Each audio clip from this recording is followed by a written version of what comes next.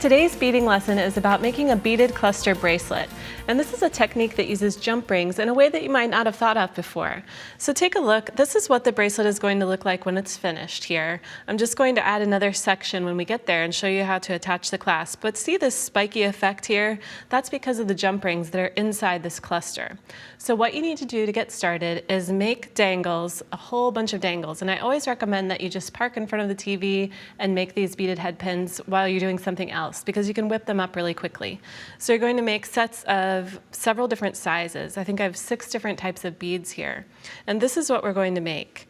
So to get started, what you do is take a ball head pin and put a bead onto it. This is a 6mm pearl, but you could use any of your 6 different beads to get started. Then you're going to bend this in a 90-degree angle. And oops, let me turn on a little bit of extra light before I get started here. I'm just going to open this up. There we go.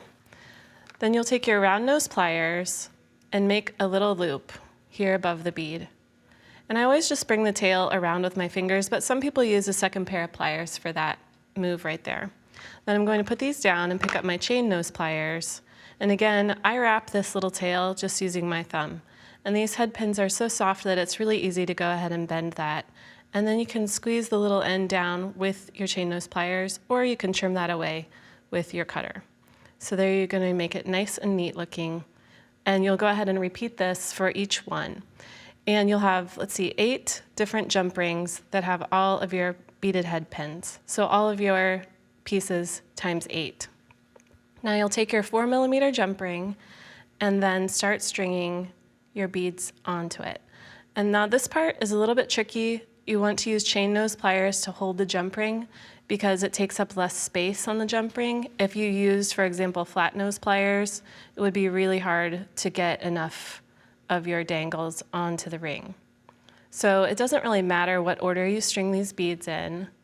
And if you get all 6 on here and then you feel like you have a little bit of extra space, it's okay to go ahead and add a few more dangles there if you want to.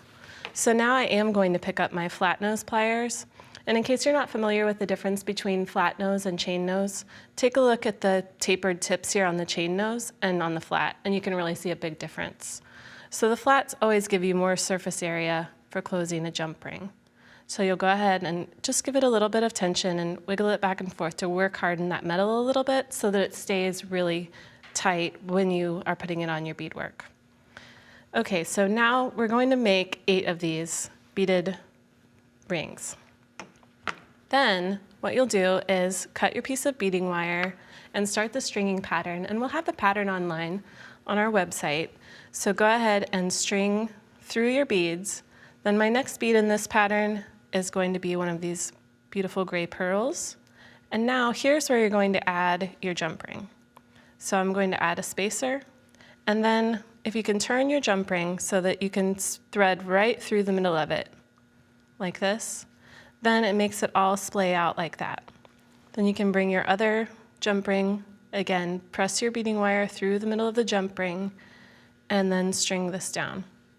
And then you're going to, you always want to make sure that your bracelet is snug, but not too tight, because you'll be wrapping this around your wrist. It gets a lot of wear and tear. And of course, the crystals and the pearls look beautiful together, and that's a classic combination. And I love the idea of mixing the different colors of ivory and white and gray, and there are just so many different ways that you could do this pattern with different beads and you would have a completely different effect. So now I'm going to add another of these spacer rings, and then another pearl, and then we'll add one of these large crystals after our spacer. So we have that, and then we have this beautiful crystal here. I love that oval shape, so you can see how it's all coming together here. Now I'm going to add one more bead, and then we'll crimp the clasp to attach.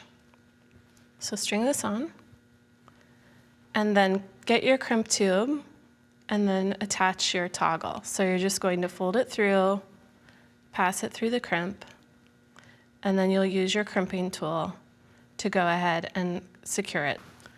Outer jaws, squeeze gently, inner jaws, harder, and then turn it and squeeze to complete it. And then you'll trim away this extra wire.